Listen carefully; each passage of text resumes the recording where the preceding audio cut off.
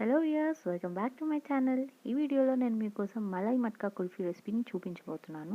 So let's start. ముందుగా నేను ఒక వెజిల్ నుండి ఇలాంటి కడాయి లాంటిది గిన్నె స్టవ్ మీద పెట్టుకొని స్టవ్ ఆన్ చేసుకున్నాను.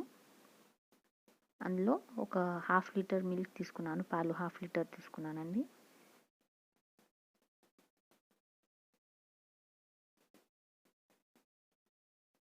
పాలు యాడ్ చేసుకున్నాక అందులో నేను ఫ్రెష్ క్రీమ్ తీసుకున్నానండి, హాఫ్ కప్.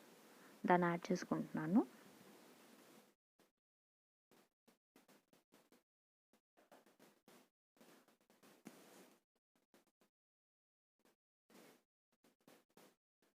క్రీమ్ యాడ్ చేశాక ఒక 2 టేబుల్ స్పూన్స్ మిల్క్ పౌడర్ ఉంటుంది కదండి, అది యాడ్ చేసుకోవాలి.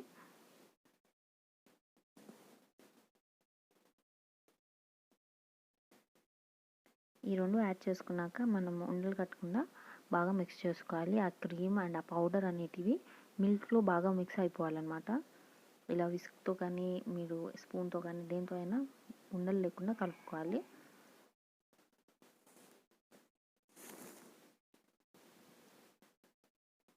పాలల్లో బాగా మిక్స్ అయిపోవాలన్నమాట. ఇలా విస్క్ చేసుకోవాలి బాగా. ఇది మనకి హాఫ్ లీటర్ మిల్క్ కాబట్టి మనము దీంతో ఒక 4 to 5 మెంబర్స్కి ఇది సర్వ్ చేసుకోవచ్చు. ఇది చాలా సింపుల్ అండి, ఇంట్లోనే ఈజీగా చేసుకోవచ్చు. చాలా చాలా టేస్టీగా ఉంటుంది ఇది. ఇప్పుడు ఇది ఇలా బాయిల్ అవుతూ ఉన్నాయి కదండి, ఇలా వీటి క్వాంటిటీ అనేది మనకి సగంకి రావాలి. సగం వరకు బాయిల్ అయ్యేంత వరకు మనం వెయిట్ చేయాలి. హాఫ్ లీటర్ అంటే మనకు ఒక 250 ml అయ్యేంత వరకు మనం వెయిట్ చేసుకోవాలన్నమాట. బాగా కాంచుకోవాలి పాలు. అవి ఎంత బాగా కాగితే మనకి ఆ టెక్స్చర్ అనేది క్రీమీగా చాలా బాగా వస్తుంది.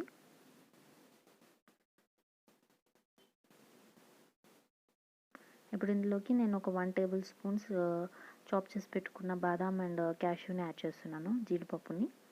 అలాగే పావు టేబుల్ స్పూన్ ఇలాచీ పౌడర్ అండి.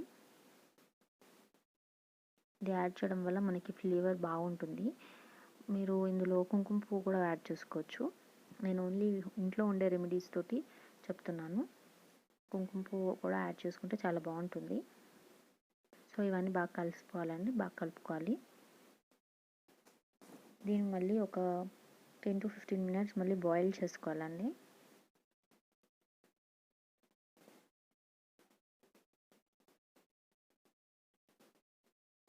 ఇలా ఒక 15 minutes మనం బాయిల్ చేసుకున్నాక ఇందులోకి ఒక 2 టేబుల్ స్పూన్స్ షుగర్ని యాడ్ చేసుకుంటున్నాను. దీనికి ఎక్కువ స్వీట్ ఏం పట్టదండి, ఎందుకంటే మిల్క్ పౌడర్ అండ్ పాలు అనేటివి కొంచెం స్వీట్నెస్ ఉంటాయి కాబట్టి, మిల్క్ ప్రోడక్ట్స్ కాబట్టి మనకు ఆల్రెడీ స్వీట్నెస్ ఉంటుంది. క్రీమ్ కూడా యాడ్ చేసాము, షుగర్ అనేది ఎక్కువ పట్టదు. సో అందుకే నేను 2 టేబుల్ స్పూన్స్ మాత్రమే యాడ్ చేసుకున్నాను.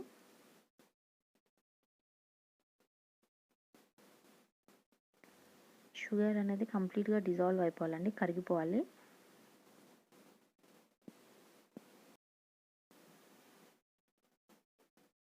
ఇలా మనం షుగర్ యాడ్ చేసుకున్నాక దీన్ని మళ్ళీ ఒక 5 to 10 minutes మనం బాగా బాయిల్ చేసుకోవాలండి.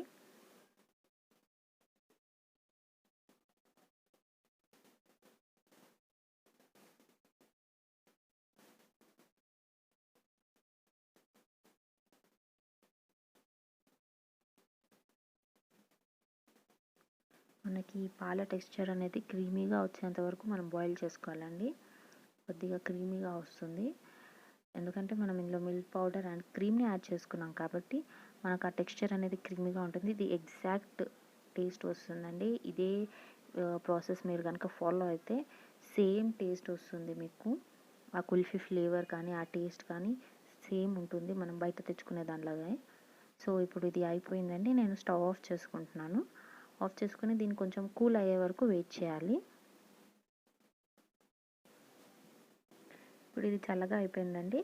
ఇలాంటి వెజల్స్లోకి నేను తీసుకుంటున్నాను. మట్కా కుల్ఫీ అన్నాను కాబట్టి ఇలాంటి మట్టి పాత్రలోకి తీసుకోవాలి. మీరు ఇష్టం, మీ దగ్గర ఏదైనా కుల్ఫీ కంటైనర్స్ ఉంటాయి కదా, అందులో కూడా మీరు పెట్టుకోవచ్చు. ఇలా యాడ్ చేసుకున్నాక వీటికి నేను అల్యూమినియం ఫాయిల్ ఉంటుంది కదండి, అల్యూమినియం ఫాయిల్తో ర్యాప్ చేసుకుంటున్నాను.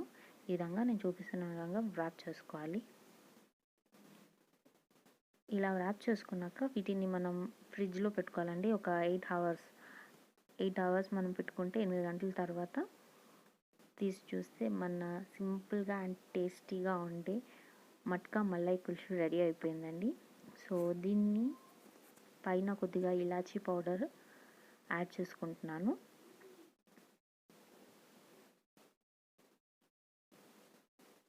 ఇలాచీ పౌడర్ యాడ్ చేసుకున్నాక బాదం ని కట్ చేసి పెట్టుకున్నాను, అవి కూడా పైన పెట్టుకుంటున్నాను అనమాట. ఇలా గార్నిష్ చేసుకొని సర్వ్ చేసుకుంటే చాలా టేస్టీగా and simple dish malai matkha kulfi ready అయిపోయిందండి. So if you like the video, please like, share and subscribe to my channel.